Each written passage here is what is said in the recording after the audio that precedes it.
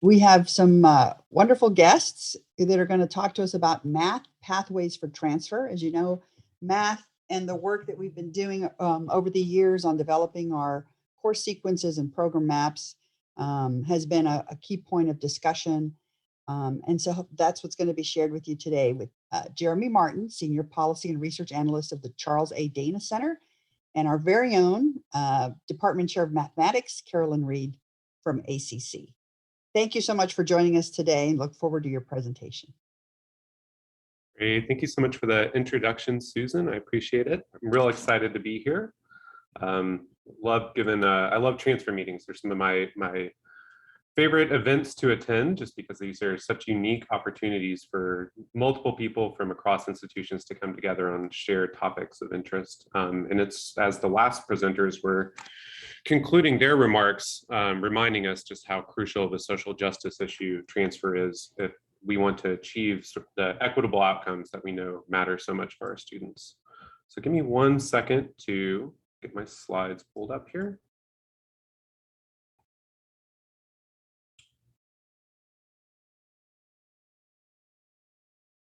Is that displaying okay for y'all? It looks great. Okay, great.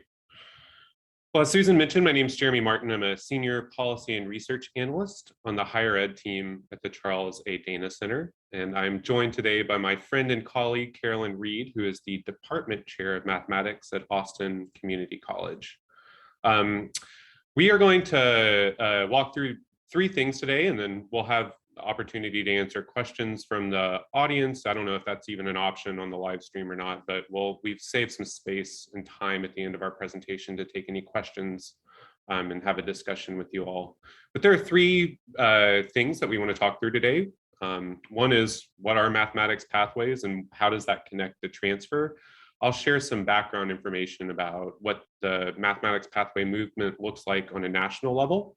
And then we'll zoom into the Texas context where we've done a lot of this work very deeply and use that as a segue to Carolynn's presentation about the role of mathematics pathways and transfer at Austin Community College.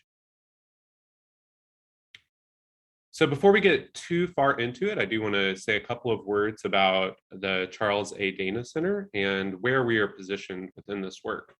So the Dana Center is someone's calling me, of course, is an independent research unit at the University of Texas at Austin. It was founded over 30 years ago by our executive director, Uri Treisman, with an explicit mission to support equity, access, and excellence in mathematics education. The mission of the center is to remove the historical role of mathematics as a barrier to completion, and instead reimagine the use of mathematics at the higher ed level to prepare students for the quantitative needs that they will have whenever in their careers and personal lives, to enable students to make timely progress towards the completion of their certificate, degree, or transfer goals, and finally, to support and empower students as mathematical learners. Over the last 10 years or so, we've had the privilege of supporting the adoption of mathematics pathways models in more than 30 states. And those numbers are expanding on a daily basis. So what are mathematics pathways? Whenever the Dana Center talks about mathematics pathways, there are a couple of things that I want to sort of make clear about the models that we're talking about. So first and foremost, a mathematics pathway is, at the most basic level, a course or sequence of courses that students take to fulfill their degree requirements.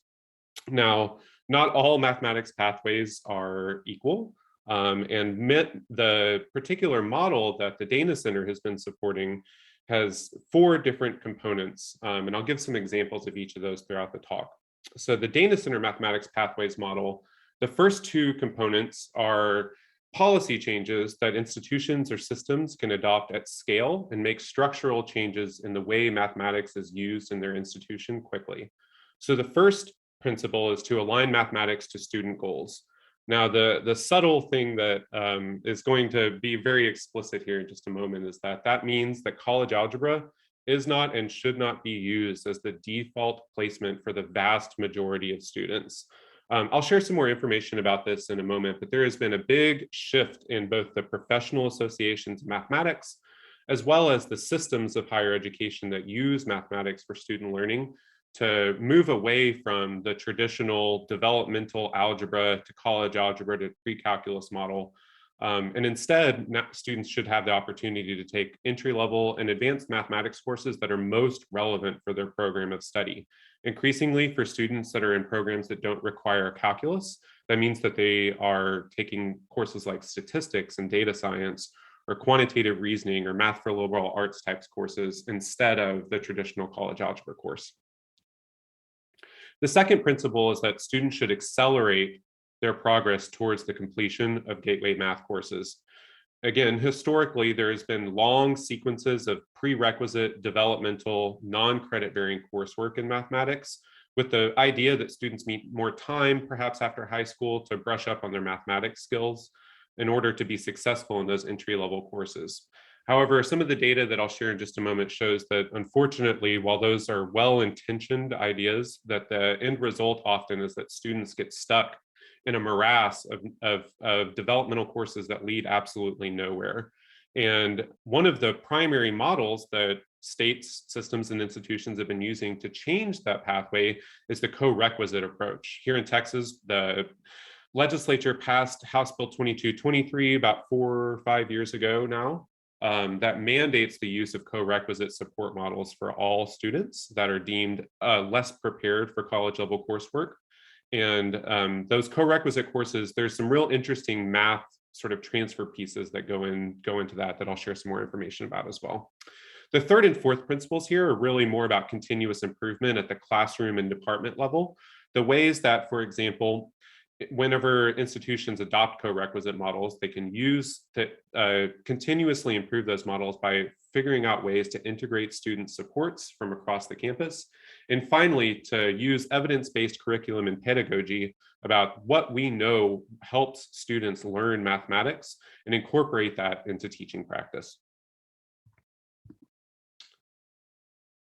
Here's a simple visual model for thinking about the ways that mathematics pathways might look like in the state of Texas.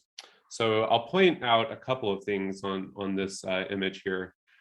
I'll start on the right-hand column where you see a variety of mathematics courses, math pathways courses. So for those of you that are in Texas and are familiar with the ACGM, which is the manual of courses that are required to be offered at two-year colleges, they have common course numbers. And as a result of some new policy, SB 25, universities are having to be much more explicit about which of these courses are accepted and transfer and apply to particular degree programs. But here are the 5 primary pathways that exist in the state of Texas. There's quantitative reasoning courses, statistical reasoning courses, business math, teacher math, and then the STEM pathway, which includes college algebra, pre-cal, and calculus.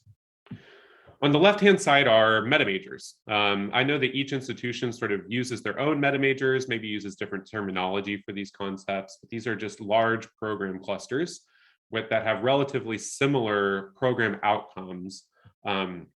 So here at the top, these are non-algebraically intensive, generally speaking, programs, liberal arts, social sciences, and the nursing and health professions. And you'll see that they sort of have defaulted to a single mathematics pathway on the right-hand side. Same thing down here with the more algebraically intensive mathematics courses. The business and accounting courses should default to the business pathway as their primary mathematics course. Now, as everyone in the call knows, that at the university level, the 4-year level, there is often variation from this model. Sometimes university programs will require different types of math courses for different programs. But I will say that I have done analysis on the mathematics course requirements that are used for bachelor's programs at public universities throughout the state. And the vast majority of bachelor's programs in the state follow this model. So for almost anywhere that a student transfers to a public university in the state of Texas, these are the pathways that by and large will apply to their degree programs. This was not the case 10 years ago, and I'll share some data about how that has changed. So I just say that to emphasize that college algebra is not necessarily the safe or reliable path anymore. Yes, it's absolutely the case that students change their mind and change programs, but there are consequences to taking or to defaulting students to traditional college algebra classes. And the primary one being that college algebra gets rejected and transferred more than any other course in the state of Texas. And I'll share some data with that at the end too. I do want to emphasize too that this is a national movement. This isn't just Jeremy from the Dana Center spouting a model. There are states and systems that are supporting this work at scale throughout the country. So a policy scan from the Education Commission of the states back in 2019 looked at the spread of some of these reform models, such as using or requiring co-requisite remediation in mathematics, or using measures other than standardized tests such as the TSIA to place students into different mathematics courses and determine readiness for different mathematics courses. Back in 2019, when this scan was done, there were 15 states that required co-requisite and 19 that required multiple measures. In the last 2 years, those numbers have increased dramatically. COVID, in part, has spurred a lot of changes in this regard because just overnight, the vast majority of students in the country didn't have access to testing centers or standardized testing. And so many states had to grapple with how to determine readiness for students in the absence of standardized tests and how to support those students in the absence of some of the traditional developmental sequences that they otherwise would have offered. And it has really spurred an increase in these changes over the last couple of years. I want to say a little bit too about sort of the history of these changes and how we got here. So the use of college algebra as the default placement for students in college level mathematics is really a vestige of the space race. So many of the policies that we have in place in regards to higher ed mathematics have been around now for over 60 years. And I think it's important to understand where this came from so that we can understand both what has changed and how we got here. So there are 3 images that I have on this slide. These are all in the public domain now, which is why I don't have credits on them. But they're all pretty recognizable images. Right here in the center is the model of Sputnik.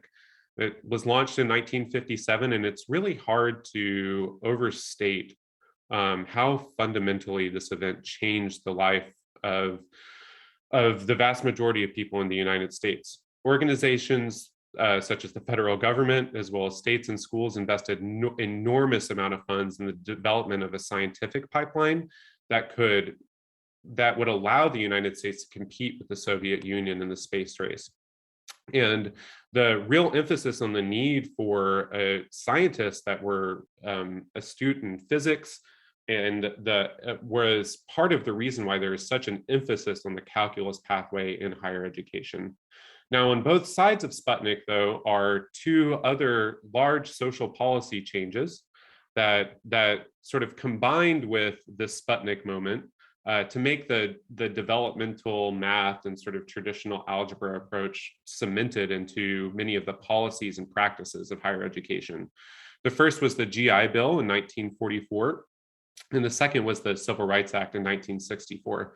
Both of these pieces of legislation democratized access to higher education in a way that had never been done before. So previously, there were students who had never been able to enter a college or university, many of which who didn't have family that had attended higher education or a high school that had necessarily prepared them for the rigors of higher education mathematics. And the result was the support structures that were put in place for these large new numbers of students who weren't entirely ready to go directly into a calculus course is what has turned into the sort of developmental mathematics pipeline that we are served many students well for a very long time, but unfortunately has increasingly come under scrutiny because of the limited amount of students that ever make it out.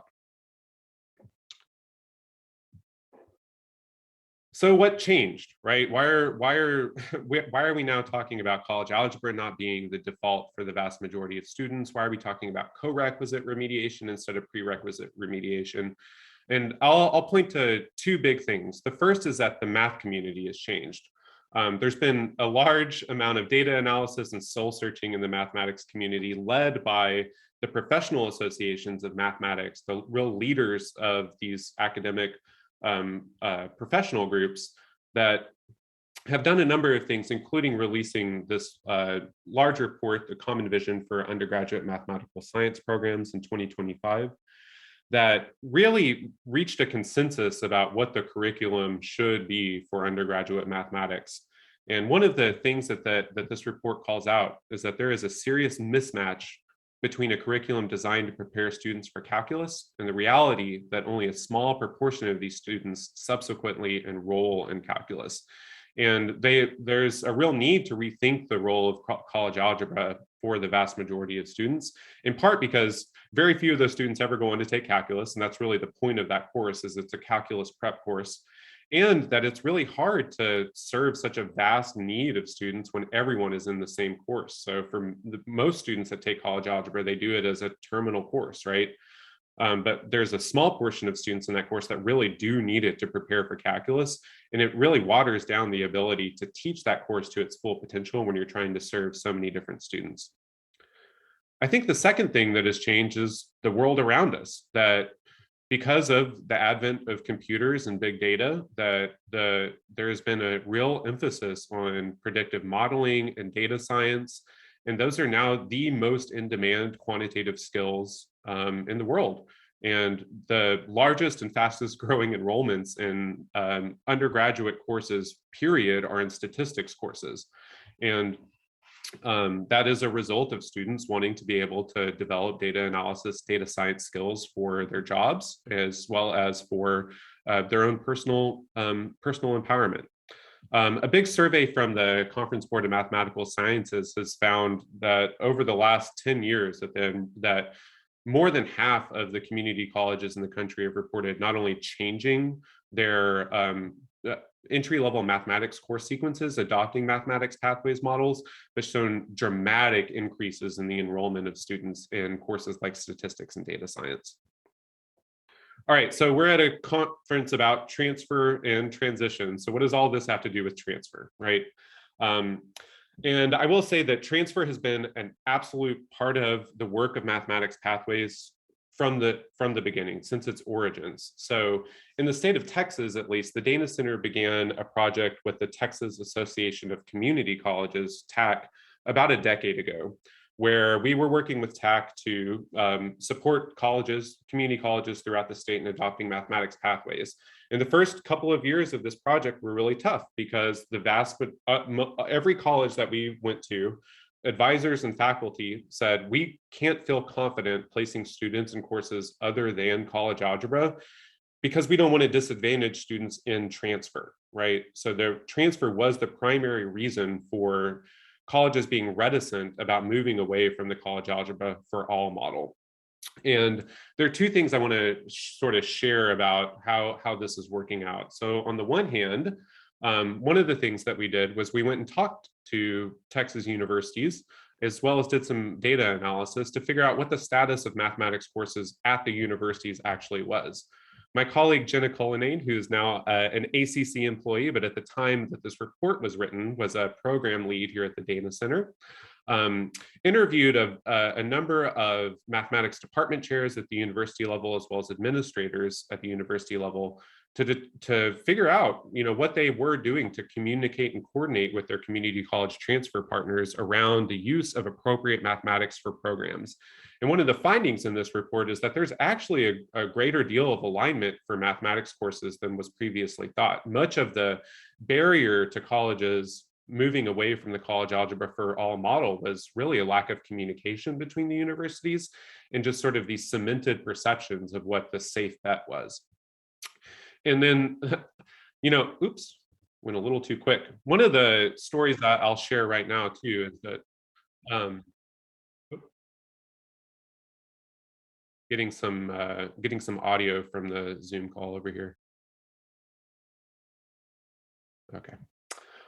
Whenever I'm in other states working with university systems and community college systems on transfer and math, I will often tell the story of my neighbor 2 houses down, whose name was Daniela. She about 5 or 6 years ago, was enrolled at Austin Community College.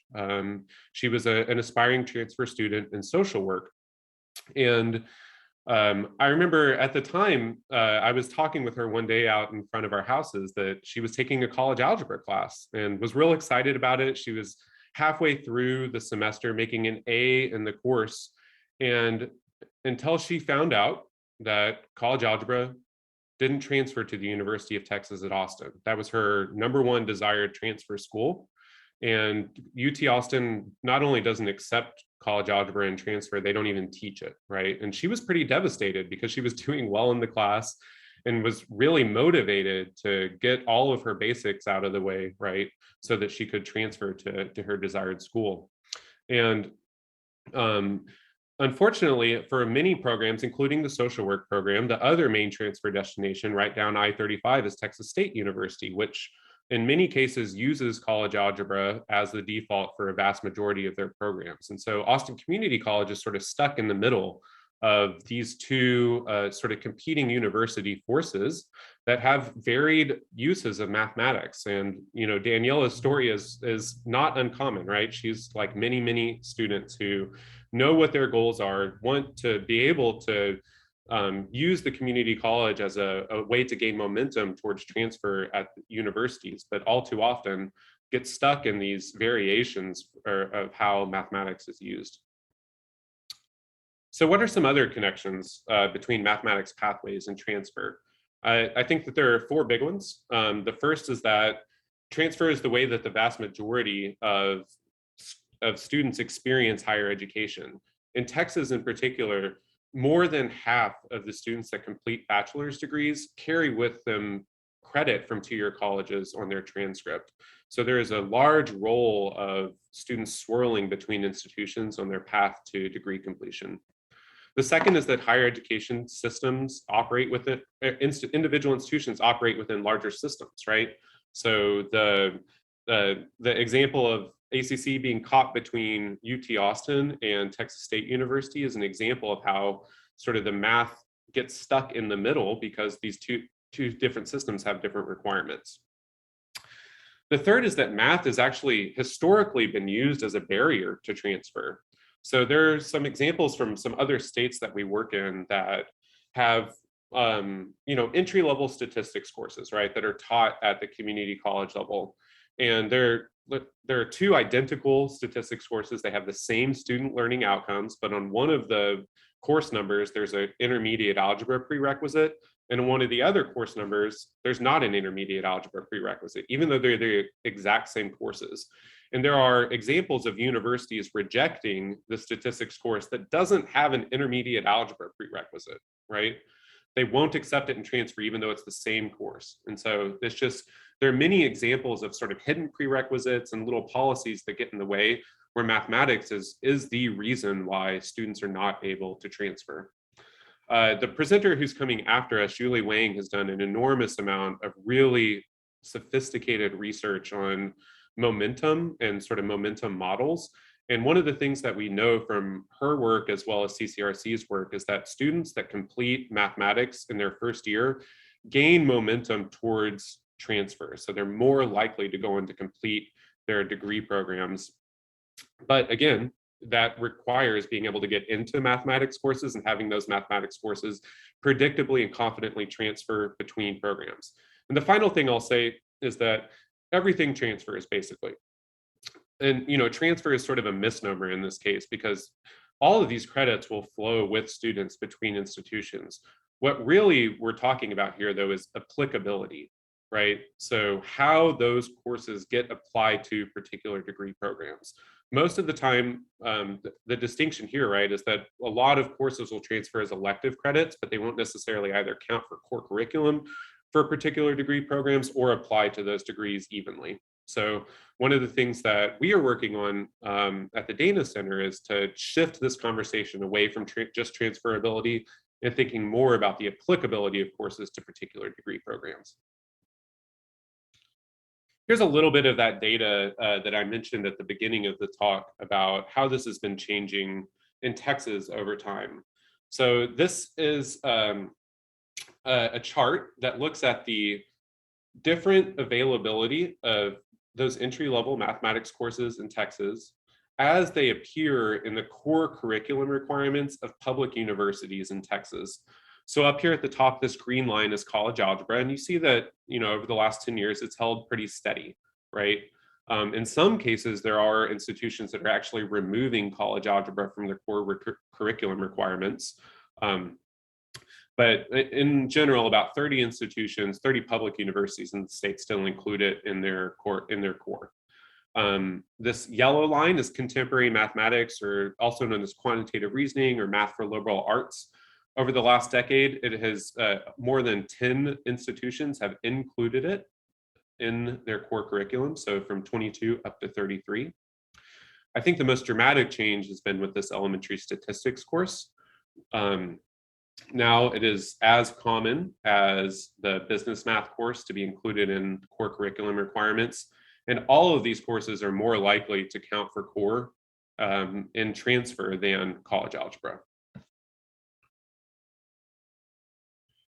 And then final little piece of data, Senate Bill 25 from 2 legislative sessions ago, which made some changes to the transfer policy in the state of Texas. One of the things that was included in that piece of legislation was a requirement for institutions, universities, to report which courses they rejected in transfer.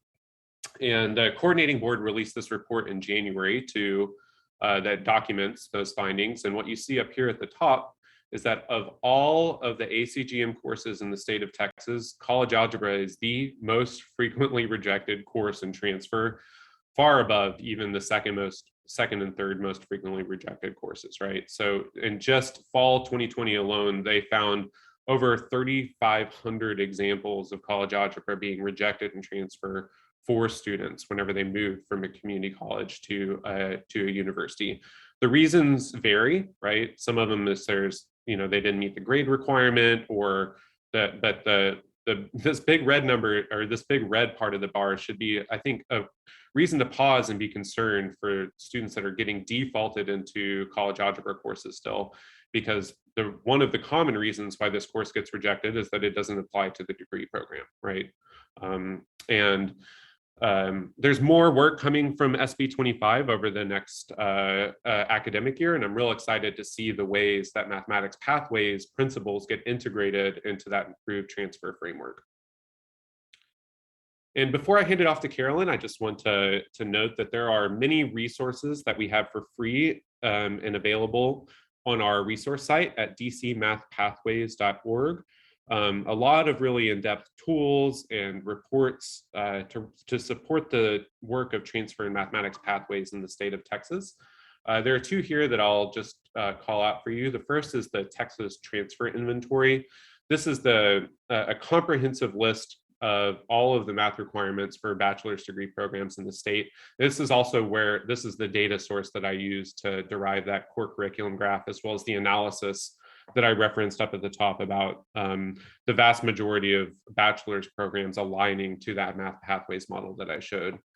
And second is a new-ish brief that we released at the beginning of the pandemic about a number of projects that the Dana Center has been supporting in the state of Texas, the Texas Transfer Alliance and Transfer Partnership agreements that have really documented the incredible work that many community colleges and universities have done to align mathematics pathways for transfer students. And here's my contact information. If you want to follow up and ask any additional questions about any of this, I'd be happy to talk with you all. And I'm going to pause there and stop sharing my screen so that I can hand this over to Carolyn to share a little bit more about how all this work looks at ACC.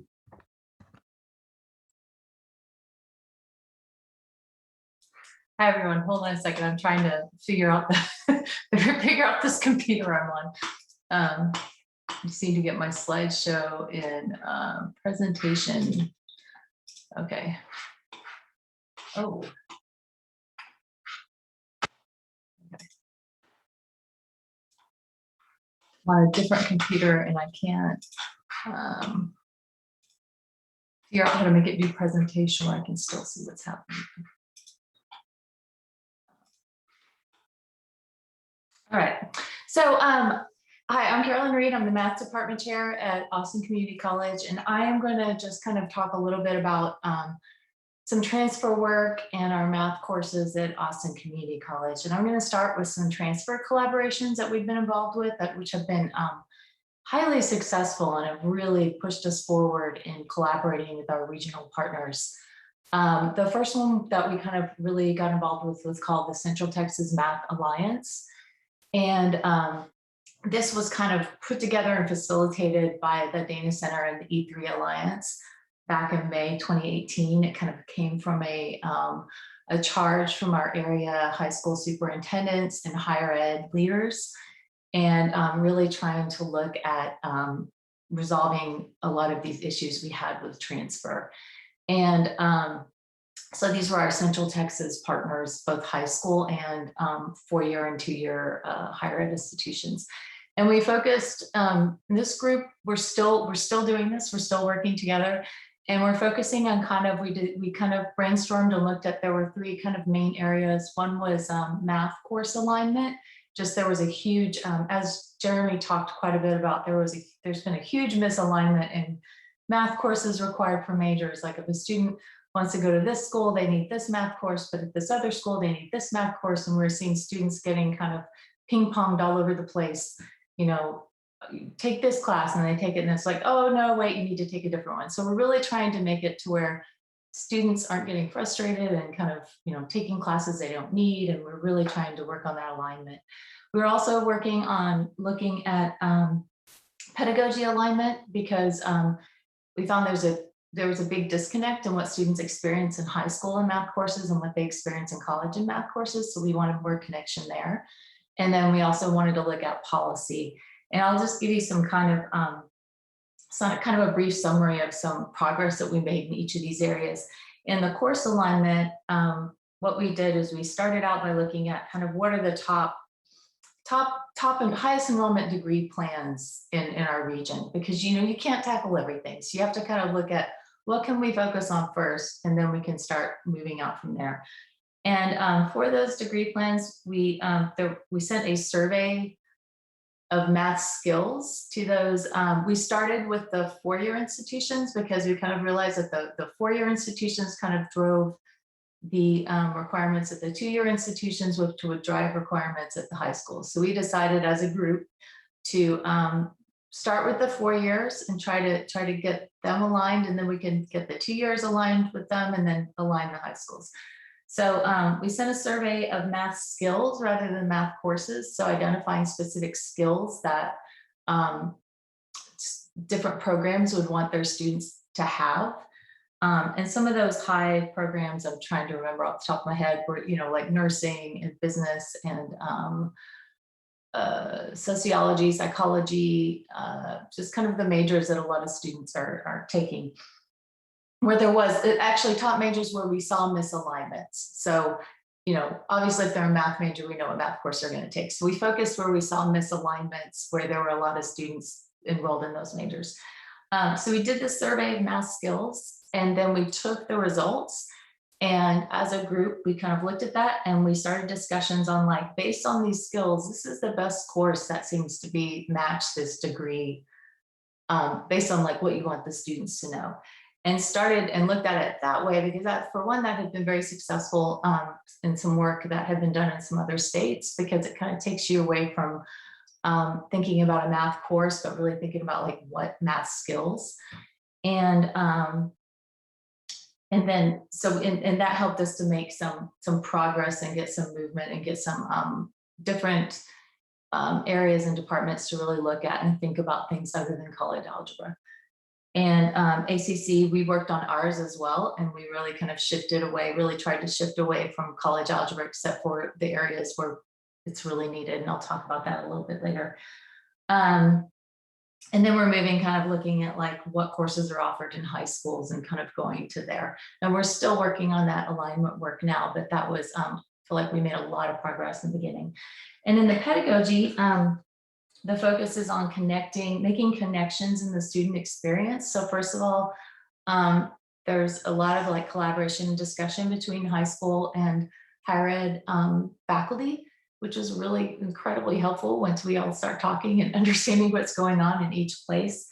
And what that group decided to do is they developed kind of a series of activities, or I think they were calling them assessments, like some activities that the high school teachers would use in their classes to kind of give students some practice on things like one big disconnect we saw was there's a lot of free response in tests, and usually a lot of times in a higher ed math course, it's very free response to tests. Like it's solve this, do this.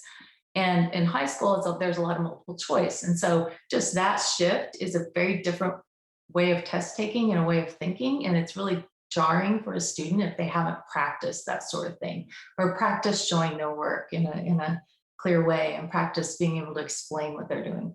And so we focused a lot on that in the pedagogy, and we're still working on that. And then for policy, we kind of looked at two pieces. We looked at like state placement policies, and then we looked at looking at like advising policies and that sort of thing, and kind of looking at a local level, and then working at a state level. And in the state, we really worked as a group on trying to get some changes to the TSI assessment, because the TSI assessment in its first iteration was very algebra focused. So even though the career and college readiness standards represented the math pathways, the algebraic and the quantitative reasoning, the statistical reasoning, and the business mathematics pathways, the assessment was still very algebra heavy. So it was kind of not really reflecting the types, we really want to see what kind of knowledge students have. Like we want them to be considered college ready, and college ready for, math courses, not just college ready for algebra. So there is a new TSI assessment that came out in, I guess it was January of this year. And it is more reflective of the math pathways. It's less algebra heavy, and it has more quantitative reasoning and statistical reasoning skills in the assessment. There is also, in the math assessment, there is also now a kind of a second chance through the diagnostic, and the diagnostic has kind of a different makeup and a different ratio of different problem types. So we made some good progress there, and just getting that assessment to really reflect the math pathways the way that we want it to, because we really don't want students who are college ready to be put into developmental math courses when they don't need to be. And then another thing we're really focusing on that I know Jeremy talked about is the use of multiple measures for placement. And one positive that kind of came out of this whole last year and a half is the state of Texas is allowing us to use what we're calling alternative criteria for placement, which is essentially multiple measures. And so because students haven't had access to be able to take this TSI assessment, before that was the only thing you could use besides other things that qualified for exemptions. And now higher ed institutions are able to use other criteria such as high school GPA, high school math courses. We were looking at GED scores, and I believe that's now been made a TSI exemption, which is good. So, and this alternative criteria and use of multiple measures is going to extend through in Texas through summer 2022. And we're gathering data on that. And hopefully what we can show is that this is another good alternative way to place students, because the whole point of multiple measures is you shouldn't be using just one single test to assess something, because it's just kind of logic, like it's you should be using a lot of different factors all together, and that would give you a better idea of where someone should actually be. So and then advising policies, we're really focusing on like talking with advisors and helping them understand math pathways and what math is really the best for students. And I feel like we've made a lot of progress in that, and we continue to. And then some other transfer collaborations we've done with ACC was something called the Texas Transfer Alliance. And this was facilitated by the Dana Center, and it was ACC and Texas State University. So Texas State University, I think, is the largest transfer partner for Austin Community College. And so we were really focusing on math course, and not just math, but the whole degree alignment in the high demand majors. So they kind of looked at some, high majors, for transfer students, would just, again, focusing on trying to reach the most students with our efforts, and then maybe we can branch out from there.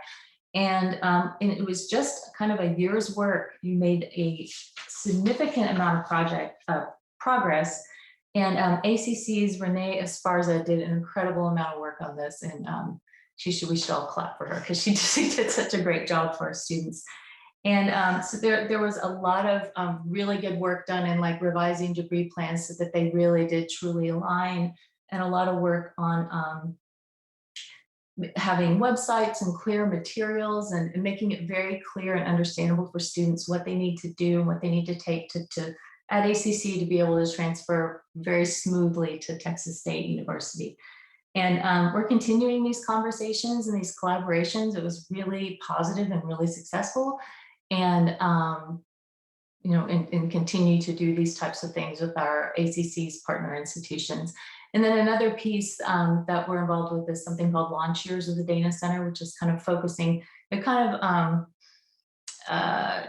has to do with the Texas transfer alignment, some sort of things like that. But this is, I think they're doing this in more than just Texas, and I believe 2 other states. Jeremy might know more about this than I do.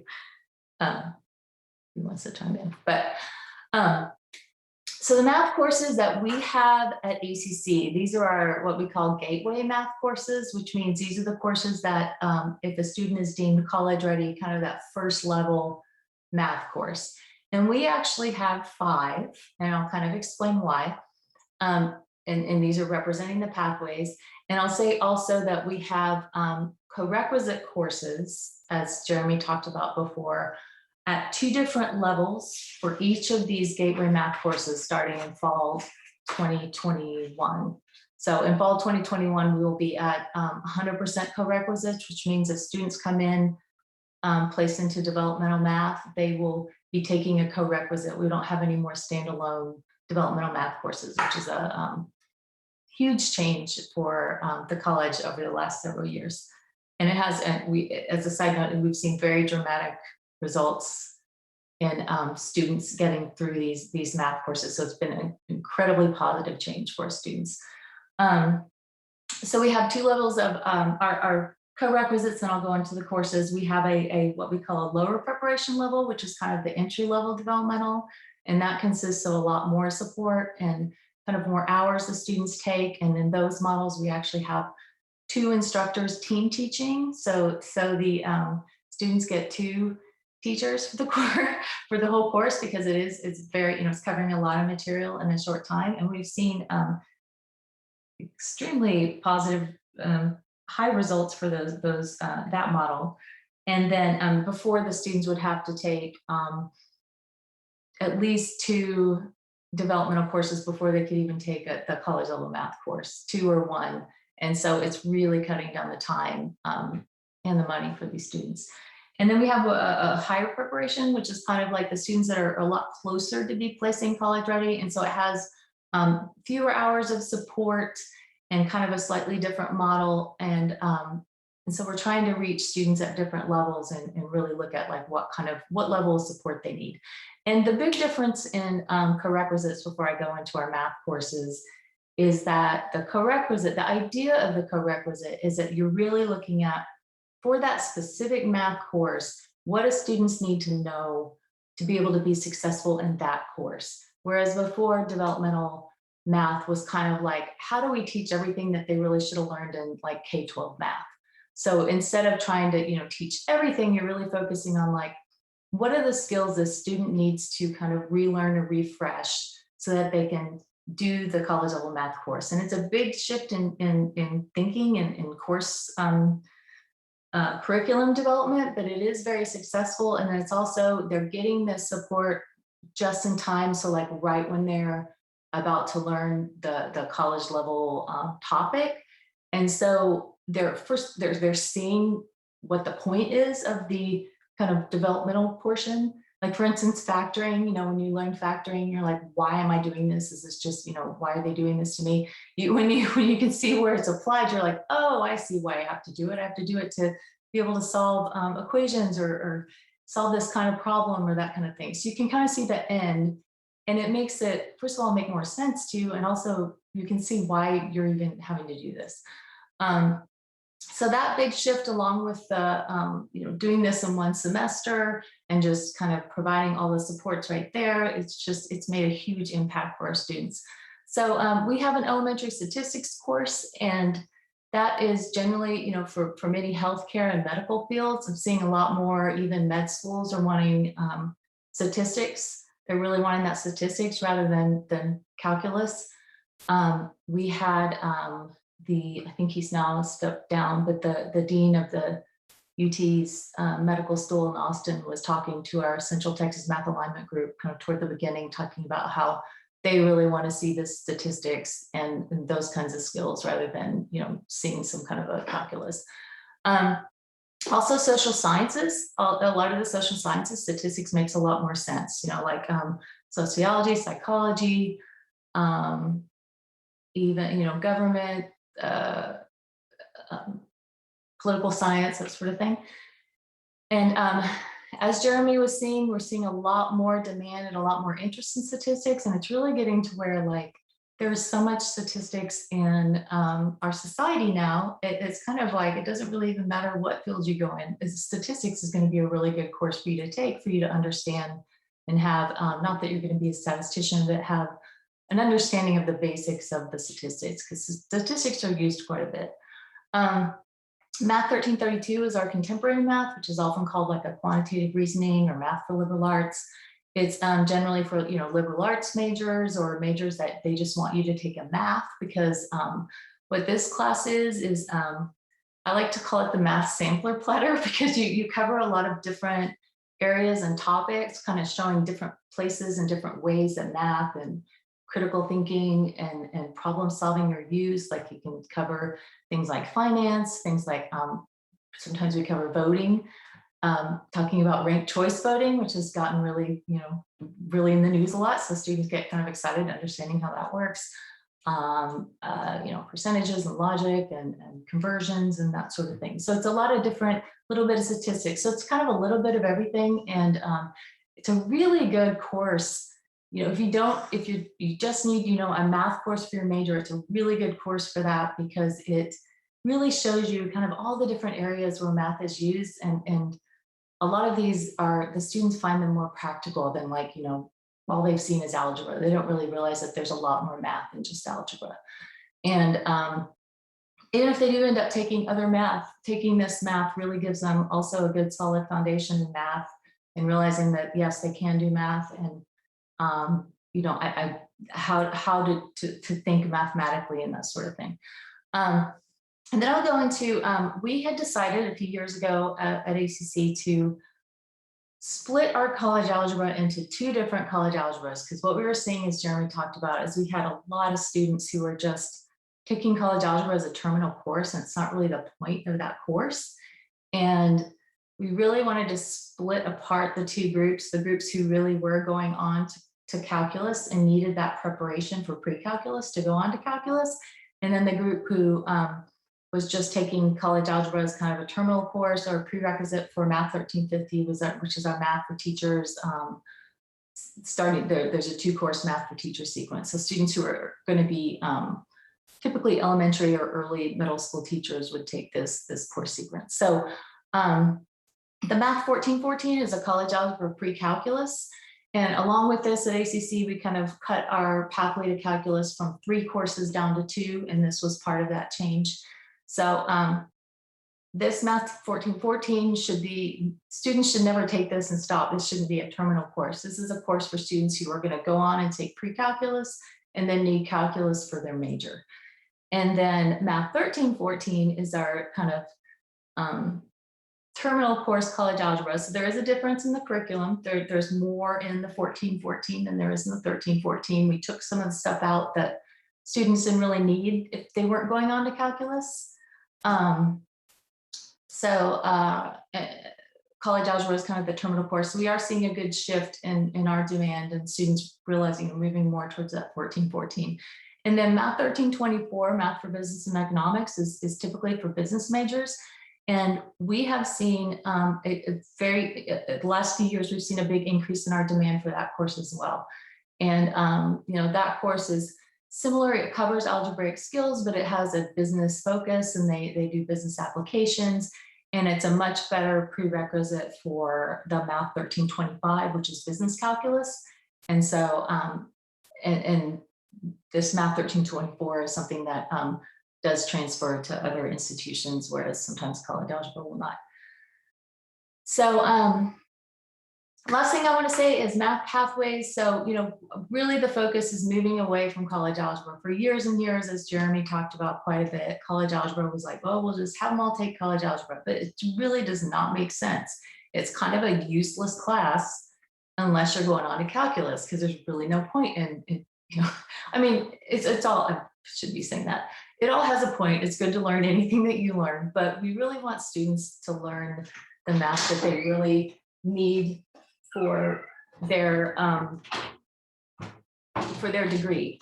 So this is something that has been pushed at the national level by national organizations. I think Jeremy talked about that quite a bit. There are transfer issues that Jeremy talked about. For instance, in our area, UT does not offer college algebra. There are many four-year institutions who do not even offer it, so it doesn't transfer, and so it's not a helpful course to take. So some progress that we've seen at ACC in this realm, kind of shifting away more towards the other pathways, is really, we've seen a lot of progress in our dual credit and early college high school courses. They used to all be mainly college algebra, and now almost all of them are Math 1332 and Math 1342, which is I see as a huge success, because those two courses are going to be much more useful for our high school students. Even if they don't quite know what they're going to do, taking one of those courses is going to benefit them much more than, say, taking a college algebra, because it's much more applicable to a lot of different areas. And we're also, just as our college, we're seeing a shift in demand at ACC towards the Math 1324 and the 1332 and the 1342. So we're going to continue that work, and it's with the huge help of the whole college and our, as a college, as at ACC Math, we've really been collaborating with our advising and student affairs group to really focus on getting this message out and this shift to happen. So thank you all. Thank you so much, Carolyn, and thank you, Jeremy. We have a very few minutes left, and I wanted to ask something in terms of, I know, Carolyn, you've been going out and talking to department chairs. I know there's been that conversation sort of on the curricular side. And what sort of might be the next set of processes or suggestions? We talk about aligning the curriculum to labor market needs, right? So bringing in the employers to decide what math is needed in the jobs and skills needed in the jobs. And then that's what the curriculum needs to on. I always say we don't do enough to help new faculty or chairs learn about curriculum development in general that would support things like this, or clarity around things like this. So just briefly, what efforts might be happening towards that end? Well, one thing I kind of forgot to mention about that Central Texas Math Alignment is we did have workforce groups and workforce partners coming in and talking to us, like I talked about. The Dean of the Medical School is one example. And I think it is really important to keep looking at what the industry, what is actually needed out there. Because that's how kind of as a whole nationally, we saw there's this huge shift in demand, and they're wanting more statistic skills, right? Even engineers, even all these degrees that you wouldn't think, they really want them to understand and know statistics. And so for instance, that's a good, it's not going to hurt a student to take statistics. Even if they change their mind and switch to something, it's still going to be something good that they have. I think, we just keep having these conversations. And what I've seen the last several years is, as I've seen, the biggest impact has been when we bring people together and we talk.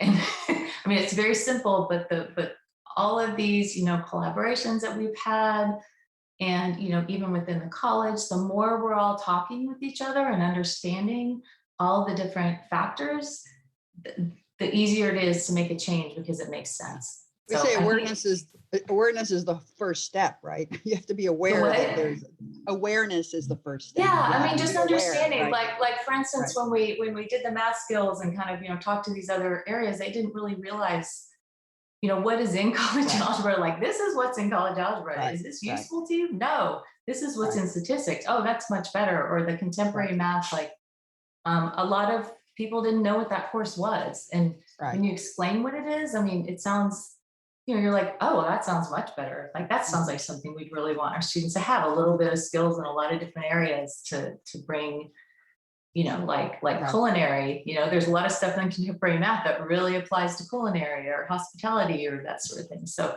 yeah, I think I would say just continuing communications and collaborations and learning from each other is important. Jeremy, any last closing comments? No, just to echo what Carolyn said, which is that, collaboration and ongoing communication are really essential to this work. You can't make progress on your own, especially when you're working in a large institution like ACC or the University of Texas at Austin. And that's one of the primary lessons of transfer work, period, right? Is that it requires you building relationships across institutions and doing the heavy alignment work that Carolyn described, right? But everything from pedagogy alignment to policy alignment. So we've been hosting, and I think you all participate in some of our faculty-to-faculty conversation summits. We've been doing those now for, I think, 4 years, where we bring faculty from the transfer institution and ACC to talk about the degree plans. And you're right, a lot of the aha moments, like, I didn't realize that was a barrier. So it's been great to have those opportunities to talk. So thank you both for being here today. We're out of time, but we did record the session for those that couldn't join us. We will certainly be following up for additional work. Our goal is to frame this. We've been certainly working on transfer. I think there's just going to be a revamp or a higher level sort of an effort working towards that going on in the future. So thank you again, both. And you're welcome to join us for some of the other sessions that we'll be having the rest of the week. Thank you for having us. Thank you.